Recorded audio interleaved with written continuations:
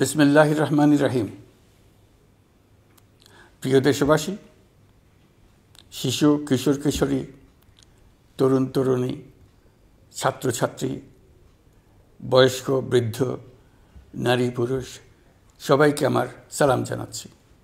আসসালামু আলাইকুম। আজ জাতির এক বিশেষ দিন, বিজয় দিবস। বাঙালি জাতির বুক ফুলিয়ে দাঁড়াবার দিন। পাকিস্তানি হানাদার বাহিনীর অনেক অস্ত্রকে অগ্রাহ্য করে খালি হাতে রুখে দাঁড়িয়ে সম্মুখ সমরে লড়াই করে নিজেদের জন্য একটি স্বতন্ত্র রাষ্ট্র প্রতিষ্ঠার উৎসবের দিন। এই দিনে স্মরণ করি লক্ষ লক্ষ শহীদদেরকে, অগণিত শিশু কিশোর, তরুণ তরুণী, যুবক যুবতী, বৃদ্ধ জনতার আত্মত্যাগকে, যার ফলে স্বাধীনতা অর্জন সম্ভব হয়েছিল। কিন্তু আমরা সেই অর্জনকে আমাদের দোষে সম্পূর্ণতা দিতে পারিনি। সর্বশেষ এবং প্রচণ্ডতম আঘাত হানল এক স্বৈরাচারী সরকার। সে প্রতিজ্ঞা করেই বসছিল, এদেশের মঙ্গল হতে পারে এমন কিছুই সে অবশিষ্ট থাকতে দেবে না। এবছরের বিজয় দিবস বিশেষ কারণে মহানন্দের দিন। মাত্র 4 মাস আগে একটি অসম্ভব সম্ভব হয়ে গেল। দেশের সবাই মিলে একজোটে হুঙ্কার দিয়ে উঠল। পৃথিবীর ঘৃণ্যতম স্বৈরাচারী শাসককে পালিয়ে যেতে বাধ্য করে আমাদের প্রিয় দেশকে মুক্ত করেছে ছাত্র জনতার সম্মিলিত অভ্যুত্থান। যে হাজার হাজার শহীদ এবং আহতদের আত্মত্যাগ এবং ছাত্র জনতার অটুট ঐক্যের মাধ্যমে এই গণ অভ্যুত্থান সম্ভব হলো, তাদের সবাইকে স্মরণ করি এবং আজ এবারের মহাবিজয়ের দিনে সমগ্র জাতির পক্ষ থেকে তাদের প্রতি সশ্রদ্ধ সালাম জানাই। নাগরিক অধিকার ও মর্যাদা নিশ্চিতের জন্য, গণতন্ত্রের জন্য একটি বৈষম্যহীন দেশ গড়ার তাগিদে ছাত্র জনতা স্বৈরাচারীর রক্তচক্ষুকে উপেক্ষা করে রক্ত দিয়ে 4 মাস আগে নতুন বাংলাদেশ গড়ার জন্য যে ঐক্য গড়ে তুলেছিল, সে ঐক্য এখনও পাথরের মতো মজবুত আছে। মাত্র কয়েকদিন আগে জাতি আবার গর্জে উঠে সমগ্র পৃথিবীকে সে কথা জানিয়ে দিয়েছে। যখন পরাজিত শক্তি নড়ে চড়ে ওঠার চেষ্টা করছিল, সকল রাজনৈতিক দলের এবং সকল ধর্মের শীর্ষ ব্যক্তিদের এবং ছাত্রদের সমাবেশের মাধ্যমে এক কণ্ঠে সজোরে ঘোষণা দিয়েছিল, আমরা যে নিরেট ঐক্যের মাধ্যমে অভ্যুত্থান করেছি সে ঐক্য আরও জোরদার হয়েছে। 4 মাসের ব্যবধানে আমাদের ঐক্য কোথাও শিথিল হয়নি। নতুন বাংলাদেশ গড়ার সংকল্পে আমরা অটুট আছি। বহির্বিশ্বে চাতুর্যপূর্ণ প্রচারণা দিয়ে যারা আমাদের মধ্যে দূরত্ব সৃষ্টির চেষ্টা করছে, তারা দূরত্ব সৃষ্টি তো করতে পারেইনি, বরং সারা জাতিকে সগৌরবে উচ্চকণ্ঠে তার ঐক্যকে পৃথিবীর সামনে তুলে ধরতে উজ্জীবিত করেছে। পরাজিত শক্তি তাদের পরাজয় কিছুতেই মেনে নিতে পারছে না। তারা প্রতিদিন দেশের ভেতরে এবং বাইরে থেকে জনতার অভ্যুত্থানকে ব্যর্থ করার জন্য বিপুল অর্থ ব্যয়ে নানা ভঙ্গিতে তাদের চেষ্টা চালিয়ে যাচ্ছে। পাচার করা হাজার হাজার কোটি টাকা তাদের আয়ত্তে রয়েছে। তাদের সুবিধাভোগীরা সর্বত্র ছড়িয়ে আছে। আমাদের ঐক্য অটুট থাকলে তারা আমাদেরকে আমাদের লক্ষ্য অর্জন থেকে ব্যর্থ করতে পারবে না। সজাগ থাকুন, নিজের লক্ষ্যকে জাতির লক্ষ্যের সঙ্গে একীভূত করুন। পৃথিবীর কোনো শক্তিই আমাদেরকে আমাদের লক্ষ্য অর্জন থেকে বিচ্যুত করতে পারবে না। আমি দেশের গণমাধ্যম কর্মী ও জনগণের প্রতি আহ্বান জানাই, বিশ্বের কাছে দেশের প্রকৃত চিত্র তুলে ধরুন।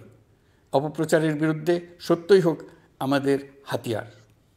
জাতির এই নিরেট ঐক্য এই বছরের বিজয় দিবসকে স্মরণীয় করে রাখবে, ইতিহাসের অনন্য স্থানে প্রতিষ্ঠিত করে রাখবে। এই ঐতিহাসিক অর্জনের জন্য দলমত নির্বিশেষে দেশের সকল তরুণ তরুণী, যুবক যুবতী, বৃদ্ধ বৃদ্ধা সবাইকে আমার অভিনন্দন জানাচ্ছি। এই ঐক্যের জোরে আমরা আমাদের সকল সমস্যার দ্রুত সমাধান নিশ্চিত করতে পারব। এই বিজয় মাসে আমাদের গণ অভ্যুত্থানকে অভিনন্দন জানাবার জন্য, আমাদের বিজয় দিবসে যোগ দেবার জন্য ঢাকায় এসছেন পূর্ব তিমুরের রাষ্ট্রপতি, নোবেল শান্তি পুরস্কার বিজয়ী প্রেসিডেন্ট হোসে রামোস হর্তা। তিনি তার দেশের মুক্তিযুদ্ধে নেতৃত্ব দিয়েছেন। আমাদের দেশের মুক্তিযুদ্ধ তাকে অনুপ্রাণিত করেছিল। 2002 সালে পূর্ব তিমুর স্বাধীন রাষ্ট্র হিসেবে প্রতিষ্ঠিত হয়। আমাদের জাতীয় উৎসবে শরীক হওয়ার জন্য জাতির পক্ষ থেকে তাকে আমরা স্বাগত জানাচ্ছি। কয়েকদিন আগে ইউরোপীয় ইউনিয়নের ১৯ জন রাষ্ট্রদূতের সঙ্গে আমার বৈঠক হয়েছে। এই প্রথমবারের মতো ইউরোপিয়ান ইউনিয়নের প্রায় সকল দেশের রাষ্ট্রদূতগণ একসঙ্গে ঢাকায় এসে সরকারের সঙ্গে বৈঠক করলেন। এই দেশগুলোর বেশিরভাগ দূতাবাস দিল্লিতে। তারা অনেকেই আগে কোনো দিন ঢাকায় আসেনও নি। এটি একটি ঐতিহাসিক ঘটনা। একত্রে ঢাকায় আসলেন শুধু এই বার্তা দেওয়ার জন্য যে ইউরোপীয় ইউনিয়ন বাংলাদেশকে সর্বোচ্চ সমর্থন ও সহযোগিতা দেওয়ার জন্য প্রস্তুত। অন্তর্বর্তীকালীন সরকারের সংস্কার উদ্যোগ এবং গণতান্ত্রিক পদ্ধতিতে নির্বাচনের প্রক্রিয়ার কথা আমি তাদেরকে জানিয়েছি। সেটিতে তারা পূর্ণ সমর্থন জানিয়েছেন এবং সরকারকে সর্বোচ্চ সহযোগিতা করবেন বলে জানিয়েছেন। বাংলাদেশের বিরুদ্ধে অপপ্রচার এবং ভুল তথ্য প্রচারের বিষয়েও আমি ইউরোপীয় ইউনিয়নের কূটনীতিকদের জানিয়েছি। ইউরোপীয় দেশগুলোর মধ্যে যাদের ভিসা অফিস নয়াদিল্লিতে আছে তাদেরকে ঢাকা বা অন্য কোনো প্রতিবেশী দেশে ভিসা অফিস নিয়ে আসার জন্য আমি অনুরোধ করেছি। আমি বলেছি, ইউরোপীয় দেশগুলোর বিশ্ববিদ্যালয়ে ভর্তির জন্য অনেক বাংলাদেশি শিক্ষার্থীর ভিসা পেতে সমস্যা হয়। তারা যদি ভিসা সেন্টার ঢাকায় নিয়ে আসেন তাহলে আমাদের ছেলে মেয়েদের ভোগান্তি কমে যাবে। এছাড়া অর্থনৈতিক ও সামাজিক ক্ষেত্রে তাদের সহযোগিতার মাত্রা বাড়ানোর বিষয়ে আমি আলাপ করেছি। বিশ্বব্যাংক সহ অন্যান্য সকল দাতা প্রতিষ্ঠানসমূহের কাছে আমাদের অর্থনীতির ভবিষ্যৎ সম্বন্ধে আস্থা প্রতিষ্ঠিত করতে অন্তর্বর্তীকালীন সরকার সক্ষম হয়েছে। তারা নতুন উদ্যোগে এবং নতুন উৎসাহে আমাদের সঙ্গে নতুন আর্থিক সম্পর্ক গড়ে তুলতে এগিয়ে এসছে। অর্থনীতির সাফল্যের ব্যাপারে দেশে এবং বিদেশে আস্থার সৃষ্টি হয়েছে। অন্তর্বর্তী সরকার যখন দায়িত্ব গ্রহণ করে অর্থনীতি তখন ভেঙে পড়ার অবস্থায়। গত 4 মাসে এই অবস্থার বিরাট পরিবর্তন হয়েছে। ব্যাংকিং ব্যবস্থায় আস্থা এবং নিয়ম শৃঙ্খলা ফিরে আসছে। কোনো ব্যাংক বন্ধ করে দিতে হয়নি। ব্যাংক যত দুর্বলই হোক তাকে টিকিয়ে রাখার ব্যবস্থা করা হয়েছে। প্রথম দিকে আমানতকারীর টাকা উত্তোলনের ব্যাপারে বিধিনিষেধ আরোপ করা হয়েছিল, এখন সেটা তুলে দেওয়া হয়েছে। বাংলাদেশ ব্যাংক সকল ব্যাংককে আমানতকারীর আমানত ফেরত দেওয়ার জন্য নতুন টাকার সরবরাহ দিতে প্রস্তুত হয়েছে।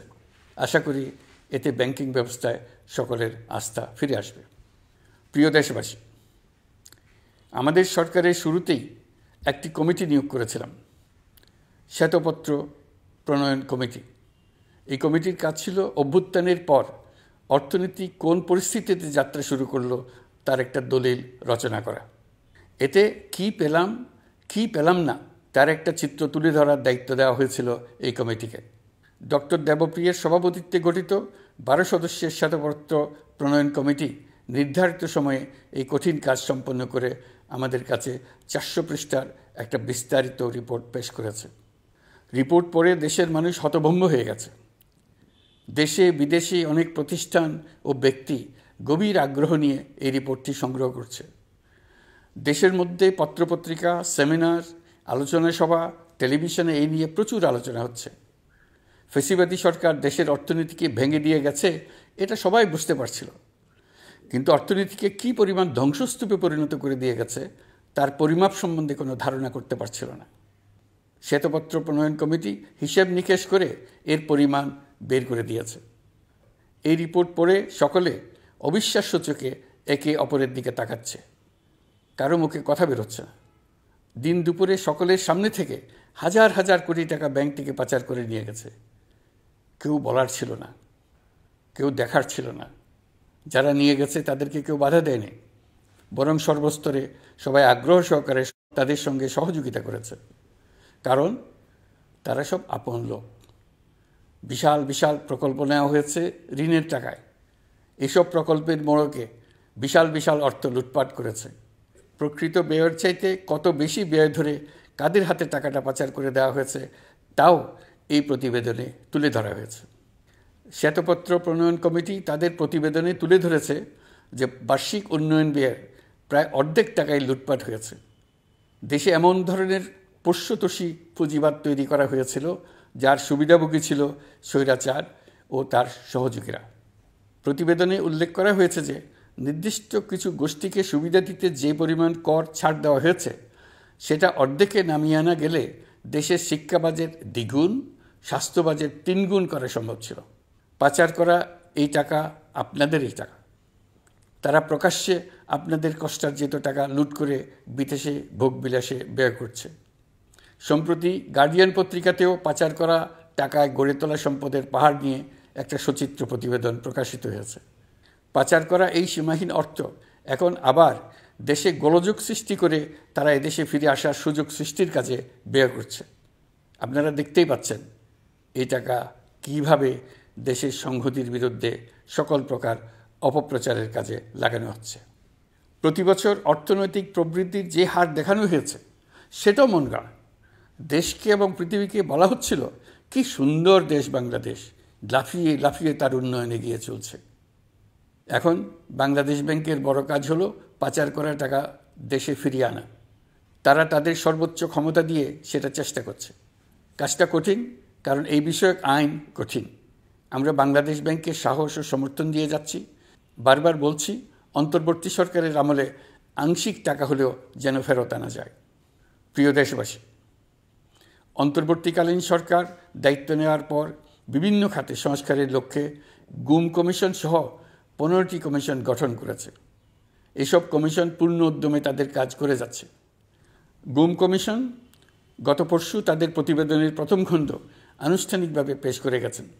গুমের শিকার বহু পরিবারের নিরাপত্তার স্বার্থে এটা এখন প্রকাশ করা যাচ্ছে না। এই প্রতিবেদন পড়ার আগেই আপনাদেরকে সাবধান করে রাখি, এটা একটা লোমহর্ষক প্রতিবেদন। মানুষ মানুষের প্রতি কী পরিমাণ নৃশংস হতে পারে এতে আছে তার বিবরণ। অবিশ্বাস্য বর্ণনা। সরকারের আক্রোশের শিকার হয়ে ঘটনাচক্রে যারা এখনও বেঁচে আছেন তারা আজ পর্যন্ত মুখ খুলতে সাহস করছেন না। তাদের ভয় কিছুতেই কাটছে না। তাদের ভয় হঠাৎ যদি ওই জালেমরা আবার ক্ষমতায় আসে তাহলে তাদের প্রতি এরা নৃশংসতম হবে। গত সরকারের ঘৃণ্যতম অধ্যায়ের ঐতিহাসিক দলিল হিসেবে এই প্রতিবেদন অমর হয়ে থাকবে। আমি আশা করছি কমিশনগুলো এখন থেকে নিয়মিতভাবে তাদের নির্ধারিত সময়ের মধ্যে তাদের প্রতিবেদন ও সুপারিশমালা পেশ করতে থাকবে।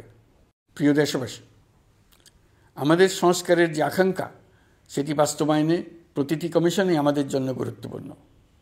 তবে নির্বাচন ব্যবস্থা সংস্কার ও সংবিধান সংস্কার কমিশনের কথা আমি একটু আলাদাভাবে বলতে চাই।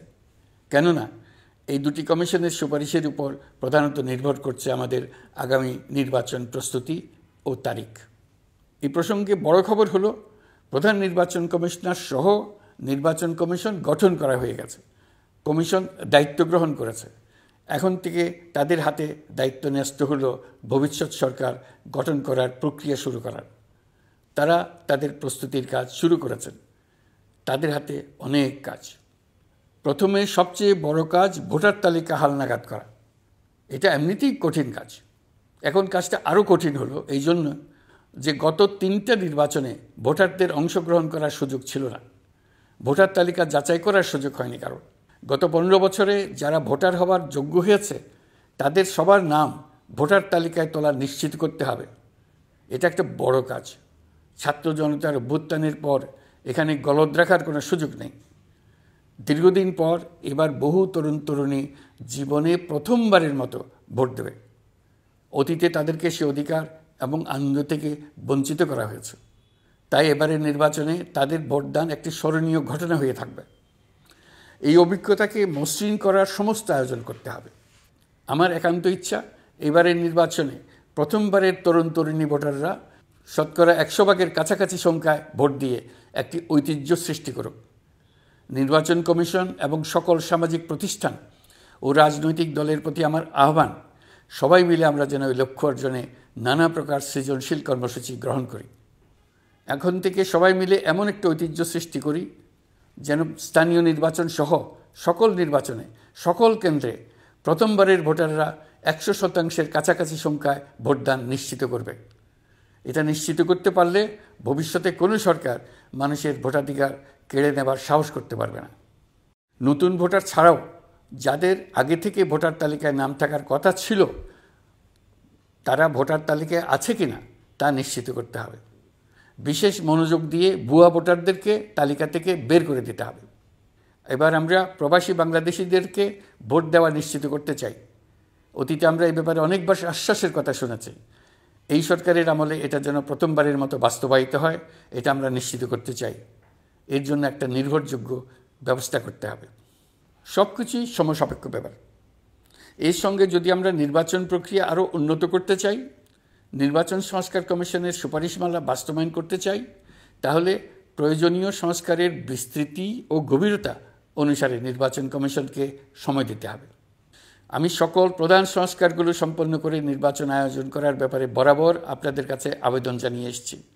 তবে রাজনৈতিক ঐকমত্যের কারণে আমাদেরকে আবার বলছি, যদি অল্প কিছু সংস্কার করে ভোটার তালিকা নির্ভুলভাবে তৈরি করার ভিত্তিতে নির্বাচন সম্পন্ন করতে হয়, তাহলে 2025 সালের শেষের দিকে নির্বাচন অনুষ্ঠান হয়তো সম্ভব হবে। আর যদি এর সঙ্গে নির্বাচন প্রক্রিয়া এবং নির্বাচন সংস্কার কমিশনের সুপারিশের পরিপ্রেক্ষিতে এবং জাতীয় ঐকমত্যের ভিত্তিতে প্রত্যাশিত মাত্রার সংস্কার যোগ করি, তাহলে অন্তত আরও 6 মাস অতিরিক্ত সময় লাগতে পারে। মোটা দাগে বলা যায় 2025 সালের শেষ দিক থেকে 2026 সালের প্রথমার্ধের মধ্যে নির্বাচনের সময় নির্ধারণ করা যায়। প্রিয় দেশবাসী, যে কোনো সংস্কারের কাজে হাত দিতে গেলে রাজনৈতিক ঐকমত্যের প্রয়োজন। এই ঐকমত্যে পৌঁছানোর প্রক্রিয়া কি হবে? অন্তর্বর্তীকালীন সরকার এভাবে অগ্রসর হবার প্রস্তুতি নিচ্ছে। অন্তর্বর্তীকালীন সরকার প্রথম পর্যায়ে 6টি সংস্কার কমিশন গঠন করেছে। এরা শীঘ্রই চূড়ান্ত প্রতিবেদন পেশ করবে বলে আশা করি। আমরা এই 6 কমিশনের চেয়ারম্যানদের নিয়ে একটি জাতীয় ঐকমত্য গঠন কমিশন প্রতিষ্ঠা করার দিকে অগ্রসর হচ্ছে। এর কাজ হবে রাজনৈতিক দল সহ সকল পক্ষের সঙ্গে মতামত বিনিময় করে যে সমস্ত বিষয়ে ঐকমত্য স্থাপন হবে সেগুলো চিহ্নিত করা এবং বাস্তবায়নের জন্য সুপারিশ করা। যেহেতু জাতীয় ঐকমত্য প্রতিষ্ঠা করা অন্তর্বর্তীকালীন সরকারের অতি গুরুত্বপূর্ণ দায়িত্ব, তা বিবেচনা করে আমি এই কমিশনের চেয়ারম্যানের দায়িত্ব পালন করব। আমার সাথে এই কমিশনের সহসভাপতির দায়িত্ব পালন করবেন অধ্যাপক আলী রিয়াজ। কমিশন প্রয়োজন মনে করলে নতুন সদস্য কোঅপ্ট করতে পারবে। প্রথম 6টি কমিশনের চূড়ান্ত প্রতিবেদন পাওয়ার পর আগামী মাসেই জাতীয় ঐকমত্য গঠন কমিশন তার কাজ শুরু করতে পারবে বলে আমি আশা করছি। এই নতুন কমিশনের প্রথম কাজ হবে নির্বাচন অনুষ্ঠানের জন্য যে সমস্ত সিদ্ধান্ত জরুরি সেই সমস্ত বিষয়ে তাড়াতাড়ি ঐকমত্য সৃষ্টি করা এবং সকলের সঙ্গে আলোচনা করে কোন সময়ে নির্বাচন অনুষ্ঠান করা যায় সেই ব্যাপারে পরামর্শ চূড়ান্ত করা। প্রিয় দেশবাসী, নির্বাচন আয়োজন ও সংস্কার ছাড়াও আপনারা আমাদের উপর অনেকগুলো দায়িত্ব দিয়েছেন। এর মধ্যে রয়েছে অর্থনীতি পুনরুদ্ধার ও মানুষের জীবনমান উন্নয়ন। ফ্যাসিবাদী সরকারের কাছ থেকে আমরা বিপর্যস্ত এক অর্থনীতি পেয়েছি। আমাদের বৈদেশিক রিজার্ভ তলানিতে গিয়ে থেকেছিল। 2024 সালের নভেম্বরে রপ্তানি আয়ের পরিমাণ ছিল $4.12 বিলিয়ন, যা আগের মাসের তুলনায় 15.63% বেশি। সামগ্রিকভাবে 2024 সালের জুলাই নভেম্বর সময়কালে রপ্তানি $16.11 বিলিয়ন পৌঁছেছে। গত বছর একই সময়ে রপ্তানি আয় ছিল $14.34 বিলিয়ন। বছরের হিসাবে এই প্রান্তিকে রপ্তানি আয়ের প্রবৃদ্ধি 12.34%। বৈদেশিক মুদ্রার রিজার্ভ $19 বিলিয়ন পৌঁছেছে। এসবের মাধ্যমে আমাদের অর্থনীতি ঘুরে দাঁড়াতে শুরু করেছে। পরিস্থিতির উন্নতি হচ্ছে। গার্মেন্টস শ্রমিক ভাই বোনেরা বাংলাদেশের অর্থনীতির অন্যতম চালিকা শক্তি। তাদের বার্ষিক মজুরি 9% বাড়ানোর সিদ্ধান্ত হয়েছে। মূল্যস্ফীতির বিষয়টি বিবেচনা করে শ্রমিক ইউনিয়ন মালিক পক্ষের সঙ্গে আলোচনার ভিত্তিতে এটি নির্ধারণ করা হয়েছে। মূল্যস্ফীতি নিয়ন্ত্রণে সরকার আন্তরিকভাবে কাজ করছে। স্বীকার করতে দ্বিধা নেই, এক্ষেত্রে কাঙ্ক্ষিত সাফল্য আমরা এখনও পাইনি। তবে আমার বিশ্বাস মূল্যস্ফীতি শিগগিরই কমে আসবে। গত কয়েক মাসে বাজারে কিছু পণ্যের দাম বেড়েছে। আমরা সরবরাহ বাড়িয়ে, আমদানিতে শুল্ক ছাড় দিয়ে, মধ্যস্বত্বভোগীদের দৌরাত্ম্য কমিয়ে এবং বাজার তদারকির মধ্য দিয়ে জিনিসপত্রের দাম কমিয়ে আনার চেষ্টা করছি। পরিবহন খাতে চাঁদাবাজি এখনও পুরোপুরি বন্ধ করা যায়নি। এটা সম্ভব হলে আমরা আশা করি জিনিসপত্রের দাম আরও কমে আসবে। আমরা আপনাদের কষ্টে সমব্যথী। তবে আমরা জানি সরকারের কাজ কেবল সমবেদনা জানানো নয়। আমরা আপনাদের কষ্ট কমিয়ে আনতে সকল রকম চেষ্টা চালিয়ে যাচ্ছি। আসন্ন রমজানে দ্রব্যমূল্য সহনীয় রাখতে আমরা সবার সহযোগিতা চাই। আমরা ইতিমধ্যে ব্যবসায়ীদের সঙ্গে কথা বলেছি। তারা আমাদের কাছে ওয়াদা করেছে বাজারে পণ্য সরবরাহে কোনো সংকট হবে না। অতিরিক্ত মুনাফার লোভে যদি কেউ কৃত্রিম কোনো সংকট সৃষ্টির চেষ্টা করে আমরা তাকে কঠোর হাতে দমন করব। বাজার সিন্ডিকেটের দৌরাত্ম্য বন্ধ করতে বিকল্প কৃষি বাজার চালু করার লক্ষ্যে আমরা কাজ করে যাচ্ছি। প্রিয় দেশবাসী, হত্যাযজ্ঞের সাথে জড়িত পতিত স্বৈরশাসক ও তার দোসরদের বিচার কার্যক্রম এগিয়ে চলছে। এই জন্য আন্তর্জাতিক অপরাধ ট্রাইব্যুনাল আইন সংশোধন করা হয়েছে। বিচার প্রক্রিয়ায় স্বচ্ছতা নিশ্চিত করার জন্য আসামিদের বিদেশি আইনজীবী নিয়োগের সুযোগ দেওয়া হয়েছে। আত্মপক্ষ সমর্থনের সব ধরনের সুযোগ তারা পাবেন। বিচার প্রক্রিয়া সাংবাদিক, মানবাধিকার কর্মী ও অন্যান্য পর্যবেক্ষকদের জন্য উন্মুক্ত রাখা হয়েছে। বিচারের যে কোনো অংশ চাইলে যে কেউ রেকর্ড করার সুযোগ পাবেন। আইসিসি প্রসিকিউটর করিম খান সম্প্রতি আমার সাথে দেখা করেছেন। তিনি আইসিটি প্রসিকিউটর এবং অন্যান্য কর্মীদের প্রশিক্ষণ দিতে সম্মত হয়েছেন এবং আইসিটিকে আন্তর্জাতিক মানে উন্নীত করার সহায়তা দিতে প্রতিশ্রুতি দিয়েছেন। আলাদাভাবে আমরা গণহত্যাকারীদের বিরুদ্ধে আন্তর্জাতিক অপরাধ আদালতে মানবতা বিরোধী অপরাধের মামলা করব বলে তাকে জানিয়েছি। প্রিয় দেশবাসী, জুলাই বিপ্লবে বাংলাদেশের ছাত্র, শ্রমিক, জনতা মিলে যে অসাধ্য সাধন করেছে তার অন্যতম শক্তিশালী ভূমিকায় ছিল এদেশের নারীরা। ফেসিবাদী শক্তির প্রাণঘাতী অস্ত্রের সামনে হিমালয়ের মতো দাঁড়িয়েছিল আমাদের মেয়েরা। স্কুল, কলেজ, বিশ্ববিদ্যালয়ের ছাত্রী, শিক্ষক, অভিভাবক, চাকরিজীবী, শ্রমজীবী, সকল পেশার, সকল বয়সের নারীরা এই আন্দোলনে বিরাট ভূমিকা রেখেছে। এবছর বেগম রোকেয়া দিবসে দেশজুড়ে আন্দোলনে নারীদের আত্মত্যাগ ও ভূমিকার বিষয়ে বড় আকারে আলোচনা হয়েছে। ওই দিন জুলাই কন্যারাও ঘোষণা দিয়েছে তারা তাদের কথা কাউকে ভুলে যেতে দেবে না। অন্তর্বর্তীকালীন সরকার নারী অধিকার রক্ষায় নারী বিষয়ক সংস্কার কমিশন করেছে। শিগগিরই তারা তাদের রিপোর্ট দেবে। জুলাই কন্যারা ঘোষণা দিয়েছে প্রতি বছর 10 ডিসেম্বর তারিখে নির্ধারিত সময়ে সারা দেশে সকল পরিবারের নারী, শিশু, কিশোরী, তরুণী, মহিলা, বৃদ্ধা একসঙ্গে নিজ নিজ নির্ধারিত স্থানে, সেটা উঠান হোক, বাড়ির সামনে রাস্তায় হোক, সমাবেশ করে দেশের অর্ধেকাংশ মানুষের অস্তিত্বের কথা সারা জাতিকে স্মরণ করিয়ে দেবে, তাদের আশা আকাঙ্ক্ষার কথা জানিয়ে দেবে। যেই তরুণীরা জুলাই আন্দোলনে সামনের সারিতে থাকলো তারা নতুন বাংলাদেশ গড়ার প্রত্যয় থেকে আর কোনো দিন সরে যাবে না।